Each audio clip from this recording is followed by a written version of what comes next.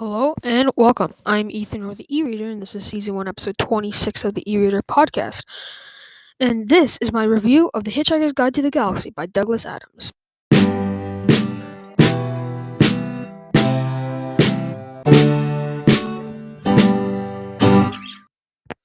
Hello and welcome back to my channel. This is The Hitchhiker's Guide to the Galaxy review. If you saw my reading vlog that I posted yesterday on Saturday, March 27th, I did a reading vlog of this book. So if you haven't, go check that out. But this is my thoughts on this book. I gave this a 4 stars out of 5, and I finished it in 2 days. It's a really short book, um, and it has 35 chapters. So it's a really short chapter book if you like that kind of book. The writing style is quite easy to understand. It's really fun and comedic. Well, and first I'll go into the spoiler-free review, and then I'll go into spoilers. So I'll talk about what the book's about, and then say my spoiler-free review, and then I'll go into spoilers. So this book is about one day on a Thursday, the Earth gets demolished, and to make a way for a hyperspace bypass, which the galactic imperial government kind of decides on, but Earth doesn't know it's going to get demolished because it doesn't have sophisticated space travel yet. And it says Arthur Dent, who has only just had his house demolished that morning. This seems already to be more than he can cope with. Sadly, however, the weekend has only just begun. The galaxy is a very strange and startling place. So his friend Arthur Dent's friend is turns out to be not from Earth. He's an alien, and he saves Arthur from the Earth when it gets demolished. And it's called The Hitchhiker's Guide to the Galaxy because they're hitchhiking across the galaxy and they need a guide. They don't have a house, they don't have money. They just survived their Earth getting demolished. They just got out just in time, and they're going around the galaxy. So yeah, that's pretty much what the book's about. My thoughts on this book: it's very comedic. It's not a laugh out loud funny, but it's like if you've read Percy Jackson, it's like that. It's really comedic, and it's not serious at all. There's a lot of funny characters in this book and weird objects that the author makes up, which is really cool. It's a really cool concept. Um, some complaints I have about this book are that there are a lot of characters and planets and objects with weird names that you have to keep track of. But if you can do that, or you can write the stuff down, then that's not really a problem for you, and it wasn't a problem for me. Um, yeah, it's a very funny book. That's pretty much all I gotta say. It's a good book. Um, Now I'll go into spoilers. So if you haven't read the book, please leave, because I'm gonna be spoiling the book. Okay. Now I'll talk about my spoiler thoughts. Like I said, in spoiler free, it's a pretty good book. I got 4 stars. It wasn't like a 5 star. It's not like a new favorite, but it's up there. It's like probably top 30 book because it was a good book. It's a fun book. I can definitely see myself rereading this book in the future. Because it's such like a fun book. So I'll start off with my favorite character. Obviously, I don't know if this is a fan favorite because I haven't been really like read that many reviews, but Marvin is the best character. I find Arthur and Ford, Prefect, and Zapod. I don't know how to say his name. Um, they're all really normal characters. I mean, Zapiod or whatever is unique, but I really like Marvin. Marvin's so funny. He's the depressed robot, and he's just hilarious. He's he's like he's like no one really cares about me, and he has a lot of personality. He's just hilarious. Deep Thought is a funny character too, or kind of funny. We don't. I wish we got to see Deep Thought in the modern world because we only saw like stories of him um when he when he was telling the answer to life. I wish we saw him in person, like in the modern book. But we might see them. I might see them in the later books in the series. And I love the part where they tell the story of when they ask the computer in like this big building or whatever.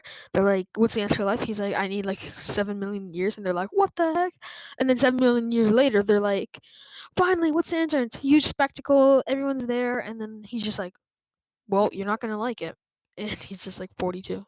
That's just that was just hilarious. And then they're like, and then he's like, "Well, yeah, it's gonna take some time for me to find the question." Yeah, that was just a funny. Um, yeah, Arthur is a cool character. Um, he's pretty normal, just a regular Earth person. I like I don't know how to say his name. Um, Zaphod. I think it's Zaphod. Yeah, Zaphod. Um, he's a cool character. He has three arms, two heads. Pretty unique alien guy. He's the president. He has quite good personality. He stole the heart of gold, which is the big rocket thing. Um, it does get a little bit confusing when they go to Magrathea. Um, at at the second half of the book, because it's really confusing, like what actually really like happened. But what I took from it was that Zaphod, Ford, and Trillian went into the crater that the whale made, which I'll talk about that right now. That was a hilarious part. They were using the improbability drive, and it turned the rockets that were following them one into a whale. And I love the thoughts. It's like, whoa, I'm just gonna call this thing a wind, and I'm gonna call this a tail, and then he just dies. That was just a hilarious part. But they go into like a crater thing, and they go down into a passage. But Marvin stays with Arthur at the top to block, like protect their passage. And then Slarty Bartfast comes, and he shows Arthur like how they create planets and things like that. And then Zaphod, Trillian, and Ford get get like trapped or taken by the mice, which Trillian's mice, which her fault, which is the number one smartest animal, which I kind of find hard to believe, but I mean, in the book they are. But I quite like the ending where the mice are like, yeah, we're gonna take your brain because it's from Earth and we want to know the question to the answer, because the answer is 42. And and uh they don't know the question though, so they're like, yeah, we're gonna take your brain, and he's like, no. And then they get out of there, like all three of them, or all four of them, Arthur, Zaphod, Ford, and Trillian, like just get out of there, and then they get shot up by the police, and then they go back to the ship, and Marvin's like, there, yeah, they got past the police, and they're like, what the heck is happening? So they got back to their ship, and Marvin's like, yeah, I made them commit suicide, which was that was kind of funny. Marvin's exactly. That's why my reasoning is correct. Marvin is the best character in the Hitchhiker's Guide to the Galaxy. But that this I'll just close off this review. It was a good book. I'm not saying it's new favorite, but it was a good book, funny, a charming book, and yeah, they had pretty good characters.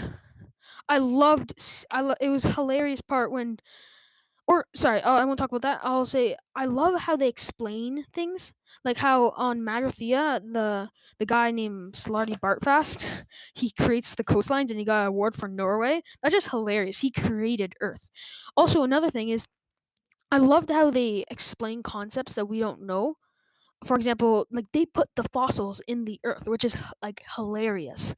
Um, and I love how Deep Thought created the Earth. That was really cool, and they were nearly complete 5 minutes, and then the Earth just got blown up. They were so mad. That was a funny part. I love the concept of fish in your ears and they translate. That's so cool to me. I would love that. Like you get to know what like cows are saying or monkeys or just another language. That just seems so cool. So I can't really think of any more to say. So that has been my review of The Hitchhiker's Guide to the Galaxy. This has been my review of The Hitchhiker's Guide to the Galaxy by Douglas Adams.